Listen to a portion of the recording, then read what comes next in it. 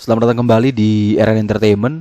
Selamat datang kembali di The Golden Cross Playlist. Seperti biasa hari ini kita akan melanjutkan review saham part yang ke-146. Namun sebelumnya, bagi teman-teman yang mungkin belum subscribe channel YouTube ini, sekali lagi jangan lupa tekan tombol subscribe. Nyalakan lonceng notifikasinya agar teman-teman tidak pernah ketinggalan informasi-informasi terbaru dari channel ini. Di part yang ke-146 hari ini, kita akan mereview 11 saham yang telah di-request oleh teman-teman di kolom komentar YouTube. Dan masih ada kurang lebih 10 saham lagi yang akan kita request besok. Sehingga teman-teman yang request nanti setelah video ini, maka saya akan tunda atau kita akan review nanti di hari Senin. Karena untuk requestnya sudah kita tutup per video ini diterbitkan. Oke, kita mulai saja. Saham pertama yang akan kita review adalah saham BBNI. Di mana saham BBNI kemarin ditutup minus 2,34% di harga 6.275. Saham ini masih berada di tengah-tengah antara PBH dan PBL, tapi cenderung mendekati support terkuatnya di 6.100.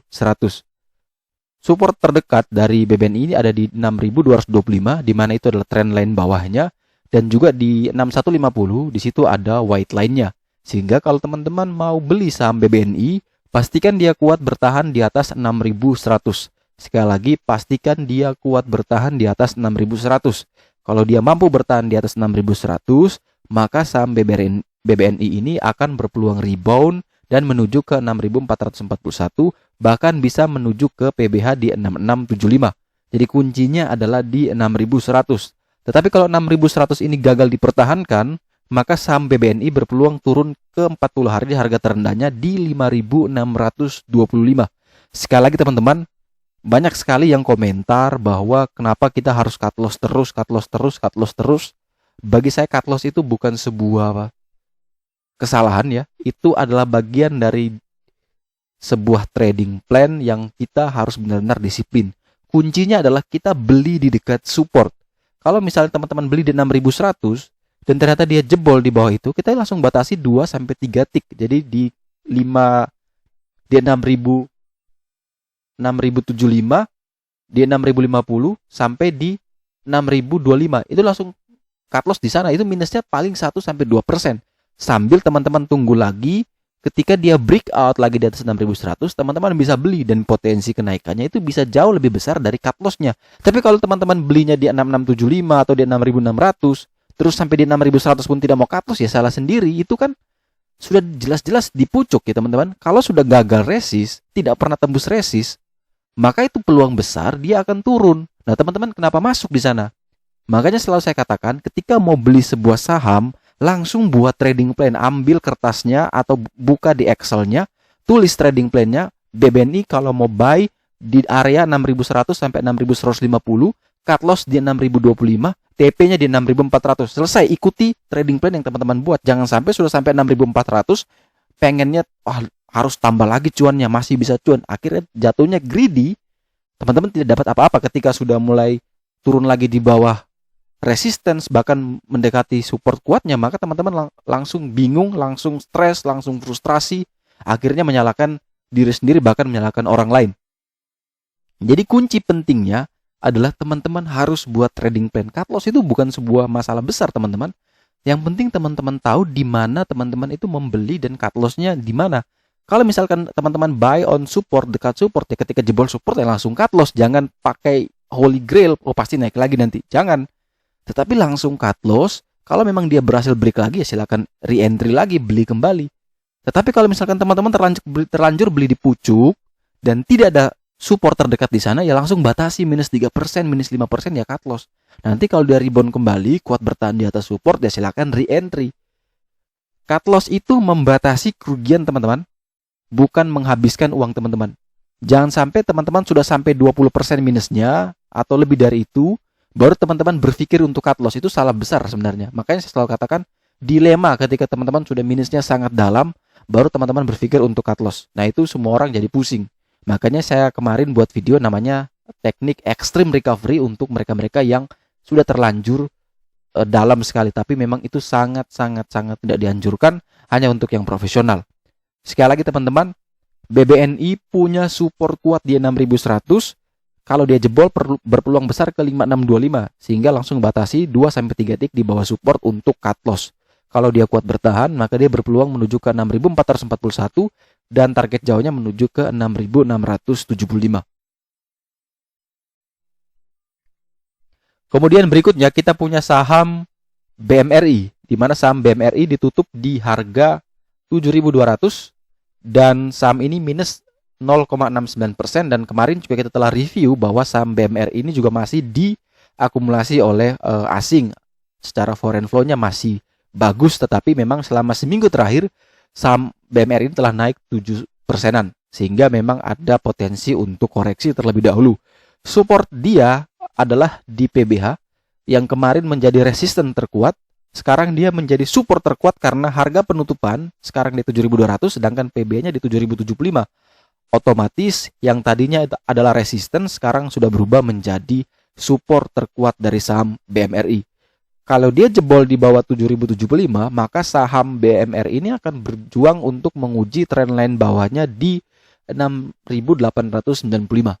Dan ini teman-teman harus benar-benar pikir kalau misalkan teman-teman belinya sebelum breakout, kemudian teman-teman dapat di sini, dan kalau teman-teman mau sell, maka langsung batasi stop loss jika dia turun di bawah 7.075, langsung amankan profitnya.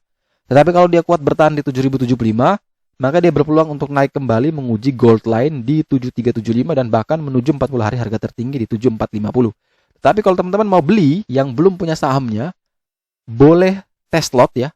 Jadi teman-teman kalau takut dia turun lagi dan tidak mau cut loss, ini untuk yang tidak mau cut loss, maka silakan beli dulu 10% dari modal yang ingin dialokasikan di 7.075. Kemudian ketika dia turun mendekati support bawahnya, maka teman-teman bisa tambah lagi kurang lebih 20-30% modal yang ingin dialokasikan di harga 6.800. Kalau dia turun sekali lagi, teman-teman beli semua dari sisa modal yang ingin dialokasikan. Jadi teman-teman belinya itu semakin ke bawah semakin besar, sehingga teman-teman tidak kehilangan momentum. Dan teman-teman kalau average down pun teman-teman masih punya modal, masih punya capital, dan nilai average-nya akan mendekati dengan harga penutupan nanti. Sehingga teman-teman harus punya plan untuk bisa trading di pasar saham dengan baik. Kemudian setelah saham BMRI kita punya saham BTPS, di mana saham BTPS ditutup di harga 3.590 dan ini sudah di bawah PBL. Kalau misalkan kita pakai cut loss 2-3 tick, maka kurang lebih nanti di 3580 sampai 3570. Jadi kalau memang kena di 3570 ya sudah cut loss. Tetapi di posisi saat ini masih belum, teman-teman belum cut loss ya. Karena dia masih belum ke 3570. Saya tidak tahu apakah ini sudah sempat shadow-nya menyentuh 3570 atau tidak.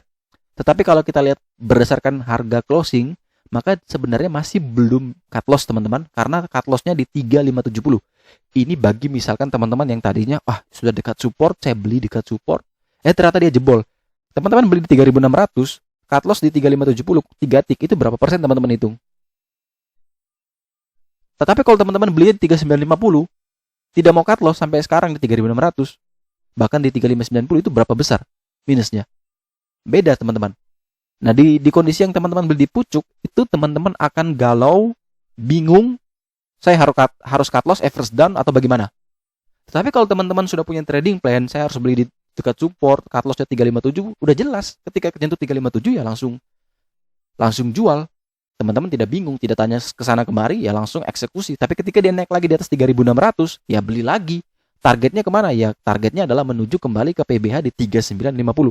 Jadi kalau teman-teman yang mau beli saham BTPS besok, pastikan dia naik dulu di atas 3600. Selama dia belum naik di atas 3600, teman-teman wait and see terlebih dahulu, cari saham lain yang masih punya potensi untuk terus melanjutkan kenaikan. Sekali lagi, kalau yang belum punya saham, wait and see terlebih dahulu sampai dia naik lagi di atas 3600. Silakan teman-teman beli sana dan cut loss 3 tick di bawah support kuatnya, yaitu di kurang lebih di 3570. Kemudian berikutnya kita punya saham BBRI, di mana saham BBRI ditutup minus 1,47% di harga 4720, dan saham BBRI ini telah turun di bawah PBH di 4840 dan menuju ke trendline bawahnya di 4.588. Bagi teman-teman yang ingin membeli saham ini, pastikan dulu dia kuat bertahan di atas 4540 sampai dengan 4588 ini. Ini ada support white line dan ada support trendline bawah. Kalau dia jebol, maka dia sudah berubah dari uptrend menjadi downtrend. Sehingga mending teman-teman tunggu di area support kuatnya di 4150. Tetapi kalau itu kuat bertahan di 450 sampai dengan 4588, silakan koleksi di harga sana. Dan teman-teman bisa tes lot dulu kalau takut. Ketika dia turun lagi di bawah 4150, silakan tambah dengan porsi yang lebih besar. Dan saya yakin tidak mungkin ya, dia bisa turun di 4150, itu sangat-sangat mustahil karena sangat lebar sekali jaraknya.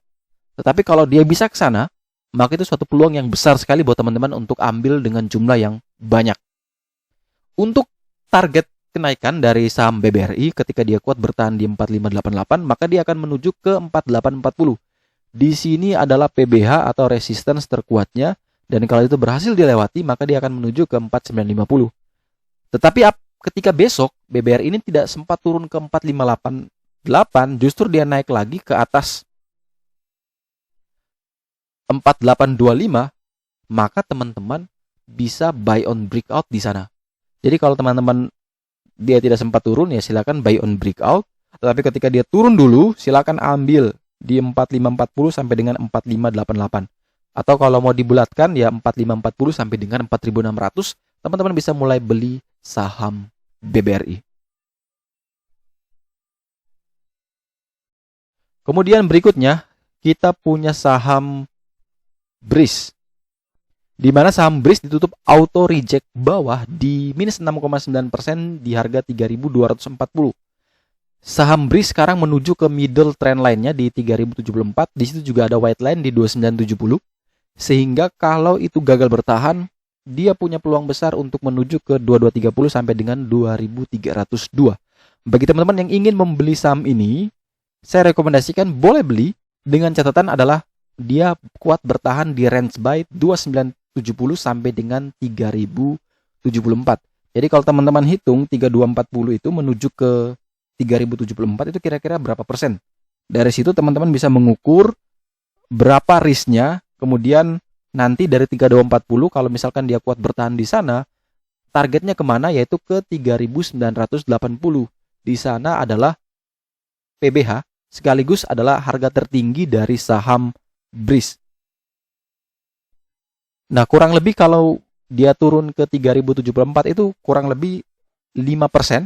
Jadi kalau misalkan besok BRIS turun 5%, silakan teman-teman mulai cicil beli karena memang saham ini masih punya potensial untuk terus melanjutkan kenaikan karena masih punya banyak sentimen positif, di mana Februari saham BRIS atau perusahaan ini sudah mulai beroperasional dengan nama yang baru, sudah hasil merger, dan mungkin ke depan dia akan melakukan corporate action karena memang sejumlah saham beredarnya masih sedikit ya, tidak memenuhi ketentuan free float, sehingga memang masih ada sentimen-sentimen positif yang akan dikeluarkan oleh saham BRIS, termasuk kita semua sedang menunggu rilis laporan keuangan tahun 2020, entah di bulan Maret atau di bulan Aprilnya.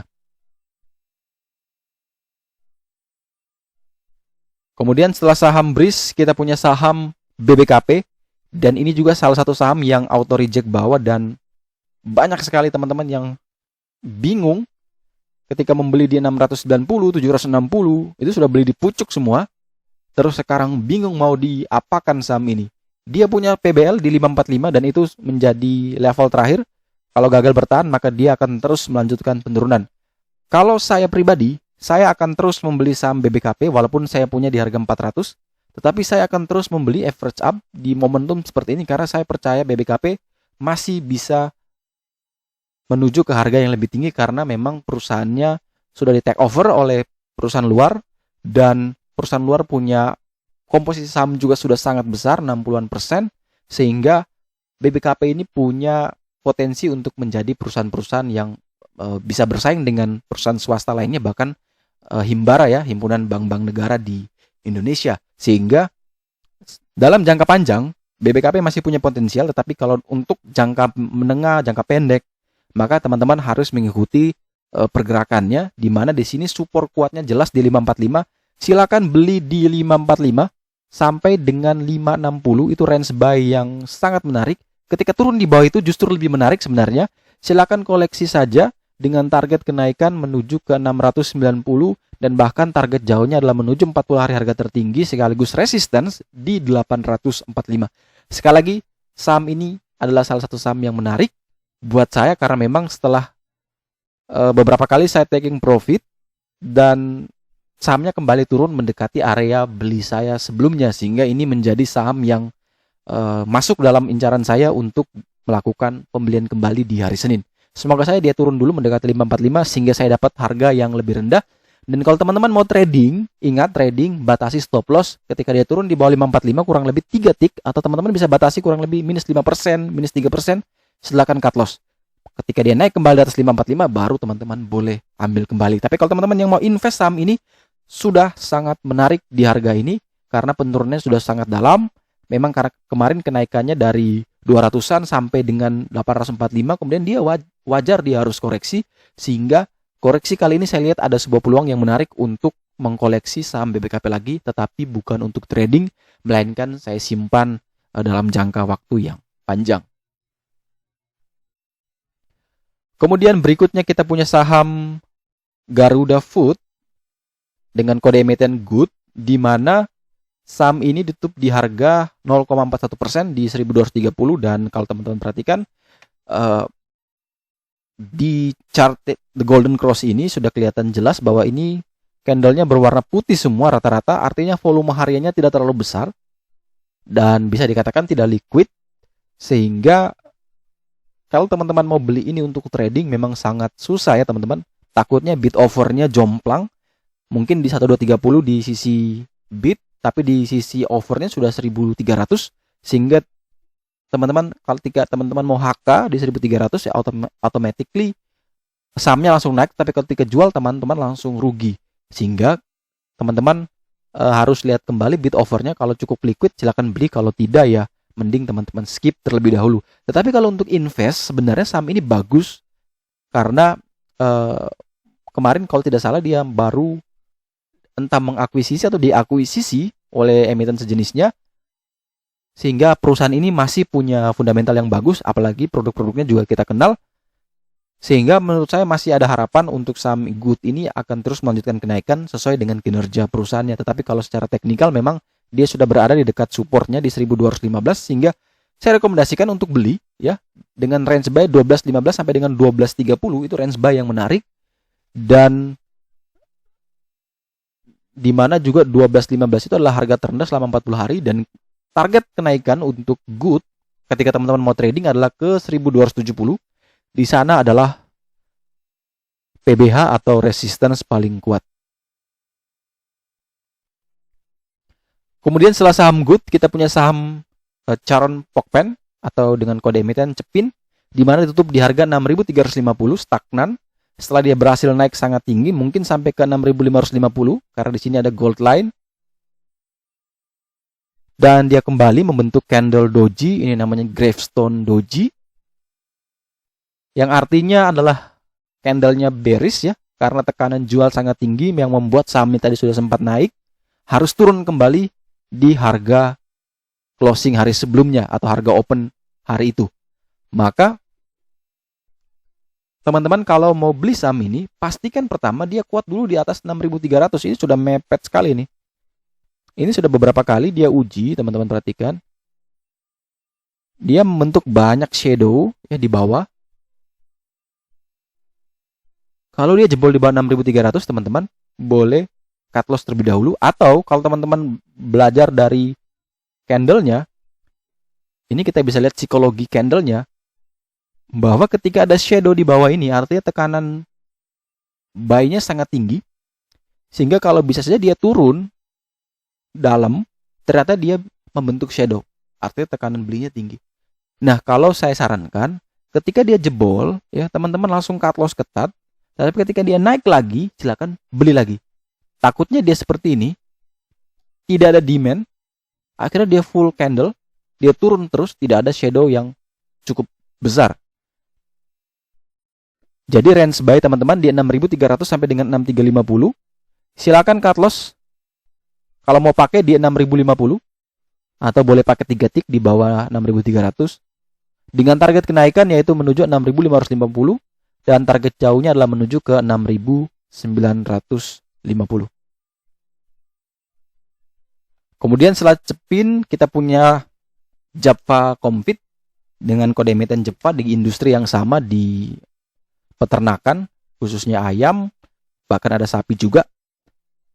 Di mana ditutup di harga 1,3%, 1.550, dan saham ini memang juga sempat naik tinggi bahkan menuju ke 1625. Kemudian di closing hanya naik 1,3%. Untuk support, teman-teman lihat bahwa di sini PBL ada di 1410 dan resistance ada di 1760. Artinya candlenya ini sedang berada di tengah-tengah. Entah dia bisa naik ke atas atau dia turun ke bawah, itu jaraknya sama. Sehingga kalau teman-teman mau beli, jangan pakai support yang 1410. Kita pakai support terdekat yaitu di 1523 dan 1465. Jadi selama dia masih kuat bertahan di atas dua support ini, maka dia masih aman dan bisa untuk terus melanjutkan kenaikan dan menguji 1760 sebagai PBH atau resistance paling kuatnya. Tetapi kalau misalkan dia jebol di dua range ini, maka dia berpeluang besar untuk turun ke 1410. Jadi kalau teman-teman mau beli, range buy-nya 1523 sampai dengan 1602. Dan cut loss jika dia turun di bawah 1523. Kemudian berikutnya adalah saham Salim Infomas dengan kode emiten SIM, bergerak di sektor perkebunan, kelapa sawit khususnya, tapi dia terintegrasi karena punya anak usaha LSIP, sehingga dia lebih terintegrasi. Dan saham SIM ini ditutup minus 2,72% di harga 430, di mana dia punya support di 412 dan support terdekatnya di 414, sehingga jaraknya sangat jauh. Kalau teman-teman mau beli saham ini, saya sarankan boleh beli di 412 sampai 414. Tetapi kalau misalkan dia tidak turun sampai ke sana, bahkan dia bisa break di 435, silakan beli saat dia breakout 435. Itu jauh lebih menarik daripada teman-teman beli di harga sekarang, karena risikonya cukup besar untuk dia turun ke 412 sampai dengan 414. Jadi ada dua opsi, buy on breakout ketika dia melewati 435 atau tunggu di 412 sampai dengan 414 dengan target kenaikan yaitu menuju ke 486, yang mana itu adalah PBH atau resistance paling kuat dari saham SIM.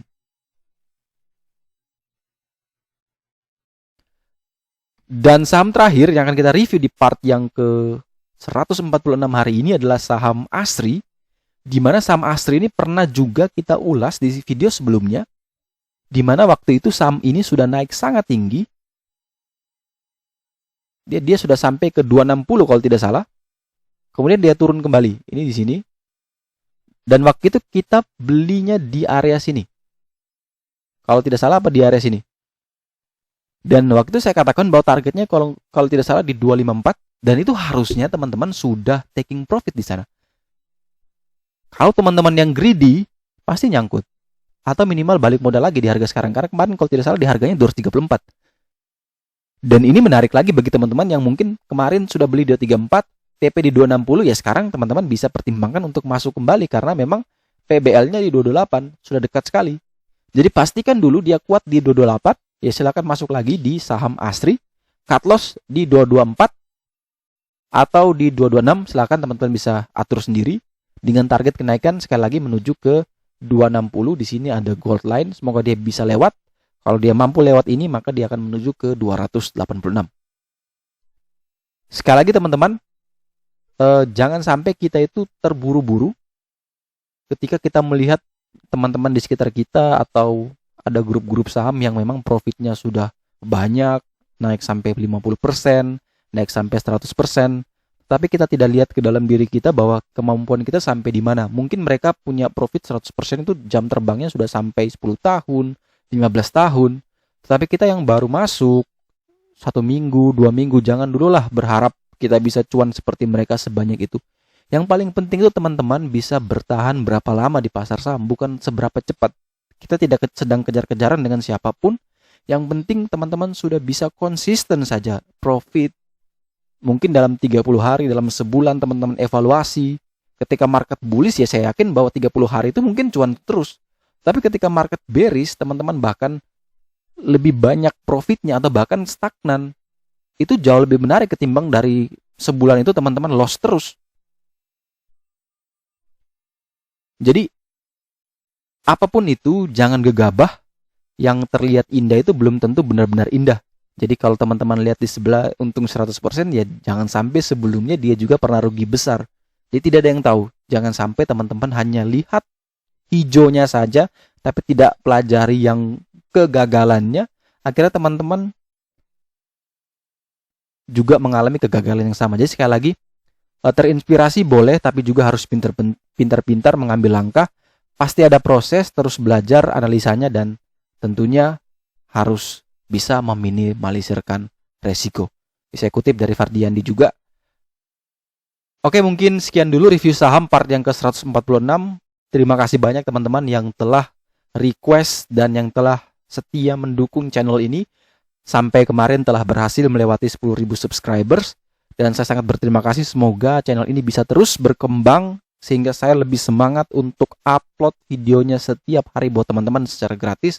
Dan teman-teman dengan mudah bisa menentukan posisi entry, entah buy atau sell, dan mampu memudahkan teman-teman bisa menjadi trader yang mandiri ke depannya. Bantu share juga biar video ini bisa teman-teman yang lain nonton, agar mereka juga bisa terus diedukasi tentang pasar saham. Sampai jumpa dan semoga membantu.